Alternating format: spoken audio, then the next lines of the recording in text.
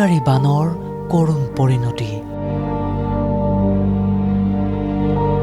বিষাদে আৱৰিছে মৰিয়নিৰ কাৱৈমাৰী কুমাৰভেটিৰ বৃহৎ অঞ্চল।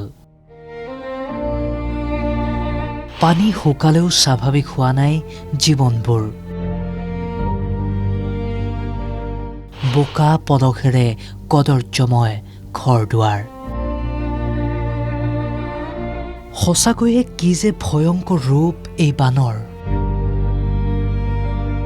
কি যে প্ৰলয়ংকাৰী উজনিৰ এই বিভীষিকাময় বান। পূৰ্বতকৈ নৈৰ জলপৃষ্ঠ কিছু হ্ৰাস পাইছে ঠিকেই, কিন্তু এতিয়াও ঠায়ে ঠায়ে অব্যাহত আছে বাঢ়নী পানীৰ বিভীষিকা। যিবোৰ ঘৰৰ পৰা পানী ওলাই গৈছে তাত এতিয়া কেৱল বোকা আৰু আৱৰ্জনাৰ চৰম কদৰ্যময় পৰিৱেশ। কেঁচা ঘৰবোৰৰ বুকু কঁপি উঠা দৃশ্য, যেন শূন্য সকলোবোৰ।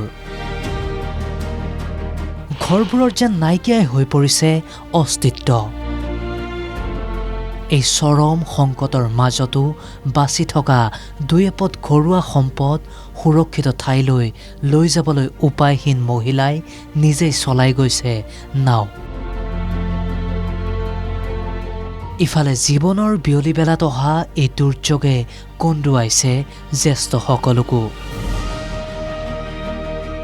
এখন হাতেৰী লাখুটিডালত ভৰ দি বুকুত এসোপামান বিষাদ সাৱটি আবাল বনিতাই ধাৱমান হৈছে কোনো ওখ ঠাইলৈ।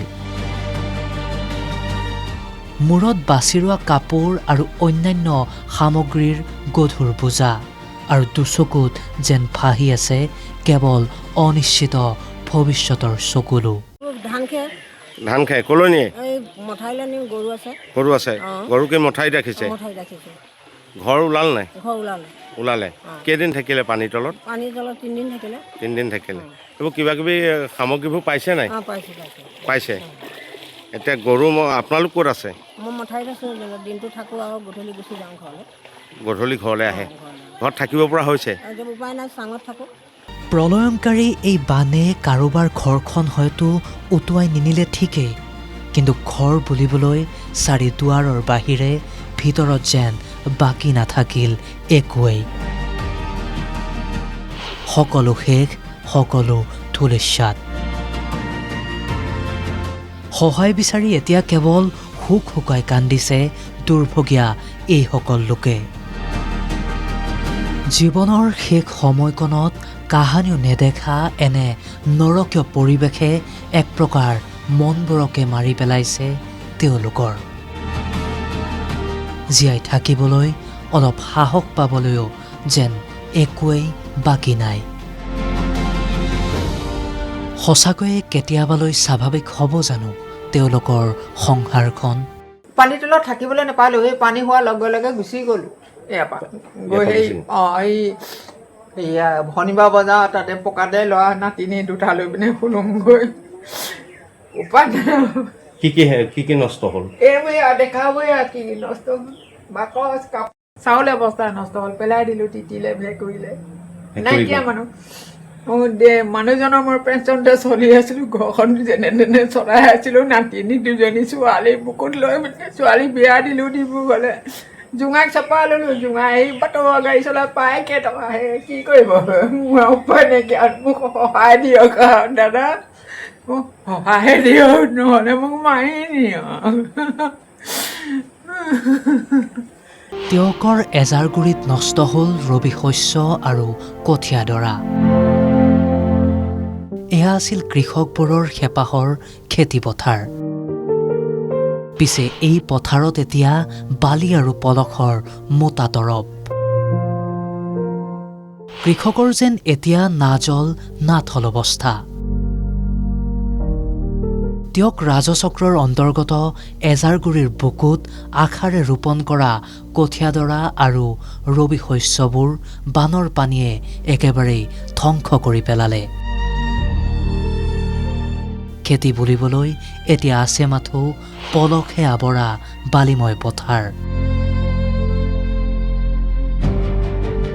কেৱল অকণমান চৰকাৰী ৰেচনেৰেই চলিব পৰা যাব জানো গোটেই বছৰটো? চকুৰ সন্মুখতে সকলো শেষ হৈ যোৱা প্ৰত্যক্ষ কৰি অন্নদাতাসকল এতিয়া মাথো নিৰুপায়।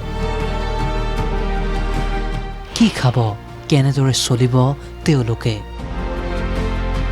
কেৱল চৰকাৰী ৰেচনেৰেই কিমান দিনলৈ চলিব পাৰিব এইসকল কৃষক? এই পৰিৱেশতো কাষত নাই কৃষি বিভাগৰ লোক। আকৌ পূৰ্বৰ দৰে স্বাভাৱিক হ'বনে এইসকল লোকৰ জীৱনবোৰ? তাৰ যে উত্তৰ নাই কাৰোৰে ওচৰত। মোক কঠীয়া 5 পোৱামান গ'ল, সেই দুজোপা গছ উঘালি লৈ গ'ল। সেইখিনি কচুৱা গৰা আছিলে, কচুগৰা লৈ গ'ল। জলকীয়া বাৰীখন দেখিছে, জলকীয়া বাৰী দেখিছে, এয়া কঠীয়া দেখিছে। আৰু কি ক'ম আৰু মই? চৰকাৰী কিবা সাহায্য পাইছেনে? সেয়া ৰেচন পাতি কিমান দিছে, পানী চানী পলসে ঢাকি পেলাইছে। এতিয়া বিশেষকৈ আমি কঠীয়াৰ পৰা মাটি ৰুবলৈ একো সুবিধা সা সুবিধা নহয়। কঠীয়াখিনি সম্পূৰ্ণ পুতি পেলাল। পুতি পেলোৱা এইখিনি কঠীয়াটো ৰুব পৰা কোনো সম্ভৱ নহয়। তাৰ ওপৰত এতিয়া পলস পৰি আছে। পলস পৰি থকাৰ পৰা এইখিনি কঠীয়া উঠাব নোৱাৰে। সেইকাৰণে এতিয়া এডৰা মাটি ৰুব নোৱাৰাতে আমাৰ অঞ্চলটো গোটেই এৰিয়াটোৱে এনেকুৱা পৰিস্থিতি, কঠীয়া কাটিকে অসুবিধাত পৰি এতিয়া মাটি ৰুবলৈ এৰি দিবলগীয়া হৈছে। এই অমাৱস্যাৰূপী অন্ধকাৰৰ মাজতো কেতবোৰ সুহৃদয়বান লোকে এই পৰিয়ালবোৰলৈ হাত আগবঢ়াইছে সহায়ৰ। তেওঁক চাহ বাগিচাৰ 250টা পৰিয়াললৈ খাদ্য সামগ্ৰী প্ৰদান চাগমতীয়া বাগিচাৰ।